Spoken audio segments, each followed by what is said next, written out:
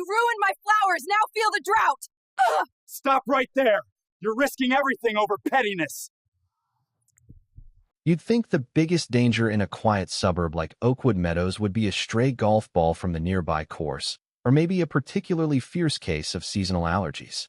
Our little corner of American suburbia was designed for peace and create a place where neutral tones reigned supreme and home values were treated like sacred treasures. But the real threat wasn't some outside trouble. It was a woman with a notepad and a thick folder of rules. Her name was Linda Hartley, but behind her back, and in the quiet conversations of the frustrated, she was just the enforcer. On that scorching Tuesday afternoon, I watched Linda commit what felt like an outright assault on common sense. I was lounging on my couch, flipping through channels for something that didn't involve heartbroken pets or over-the-top cooking shows, when I spotted her. She was striding across the perfectly trimmed green space in her khaki shorts and light blue polo, looking like she was on a mission from on high. In her grip was a long metal pillow water shutoff key. My stomach dropped. She can't be serious, I muttered to the empty room. My wife, Emily, was off at her knitting group, oblivious to the storm brewing. But ignorance is no excuse, and in my golden years, I'd learned that pettiness knows no bounds. Linda stopped at a small metal lid in the grass strip between our neighborhood and Fire Station 7. I'd helped draft the city plans for this area years ago as a civil engineer. That lid covered the shutoff valve for the station's water supply, their building lines, sprinklers, and crucially, the quick-fill hydrant for their tanker truck. With a surprising show of strength for someone whose workouts consisted of typing angry letters, she pried off the cover and twisted the key. I could picture it all in my head. The 6-inch ball valve sealing shut, cutting off the steady 60 psi flow. She stood up, brushed off her hands, and nodded smugly. She'd done it. She'd picked a fight with the firefighters, all over some wilted flowers. Life in Oakwood Meadows was a lesson in enforced sameness. Before retiring, I barely noticed I'd leave at dawn, return after dusk, too exhausted to care about rules dictating the exact hue of your mailbox. But now, with time on my hands and a career's worth of fixing real problems idle, the absurdity grated on me. I was Jack Thompson, the guy who'd overseen multi-million-dollar water systems that kept cities hydrated and safe from flames, now fussing over whether my lawn was exactly 3 inches tall per Regulation 17, Section C. Emily suggested hobbies. Try woodworking, she'd say. I'd rather build a cage for the whole HOA board, I'd grumble. The board was a joke. It was Linda's kingdom. She wasn't just president, she was the law. Her memos were infamous. The ban on wind chimes for auditory clutter. The mat rule allowing only bland welcomes like hello, nothing fun like wipe your paws. And the holiday decor guidelines limiting emotions to cheer, but banning anything too enthusiastic. No one challenged her. Her loyal followers, the khaki crew, backed her up, while the rest of us were too worn out or scared of fines for leaving a recycling bin out too long. The trouble started a week earlier at the fire station's open house. Kids climbed trucks, got plastic helmets. It was wholesome stuff. But backing in the ladder rig, the driver clipped a flower bed. Not just any bed, Linda's prized petunias on the shared green, which she'd claimed as her own. A neighbor whispered the showdown to me later. Linda cornered a young firefighter, quoting rules about vehicular intrusion on floral zones. The crew apologized, offered to fix it, but she demanded a written sorry from Chief Harlan Brooks and a seminar on aesthetic respect. Chief Brooks, a no-nonsense type built like a linebacker, basically told her to get lost. That was heresy in Linda's eyes. I'd seen her eyeing the utility markers on the station. That's the main shutdown, I thought. Only a fool would touch it. I was wrong.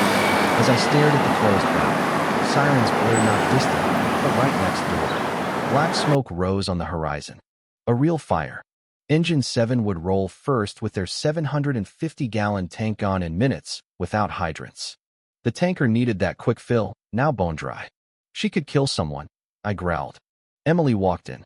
Jack, what's going on? I grabbed my keys. A neighbor's being dangerously dumb. Time to be smart. In the garage, behind the mower, was my old emergency bag.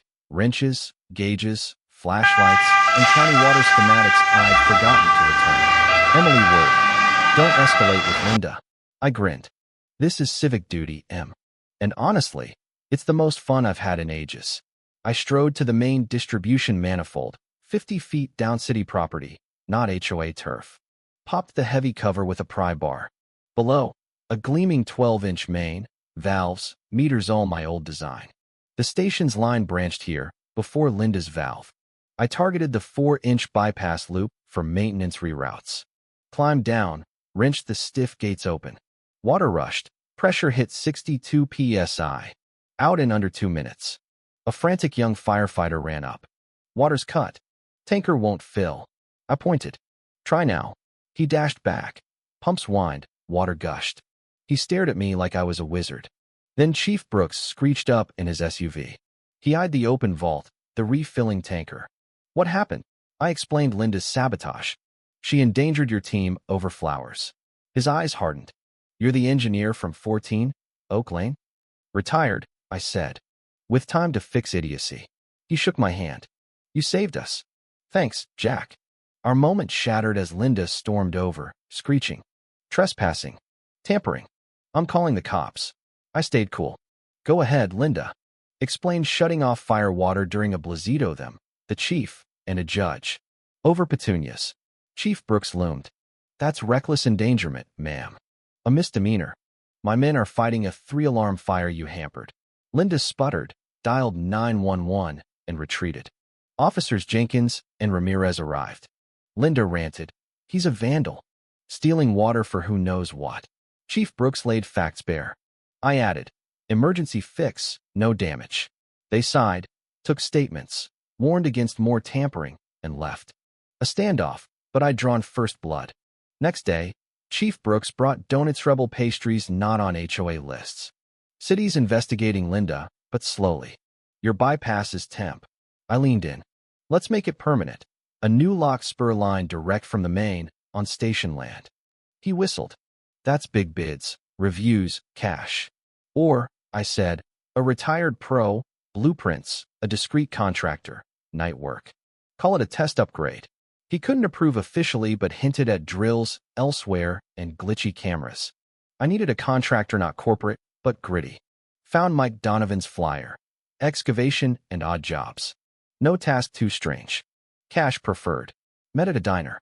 Mike, burly and dirt-streaked, listened stone-faced as I unrolled blueprints. You want to tap the city main, run copper under sod, bypass the Richard legally? Patriotic compliance, he said. Great. Crazy. I'm in. Need here, here, and a weird job. Linda fought back.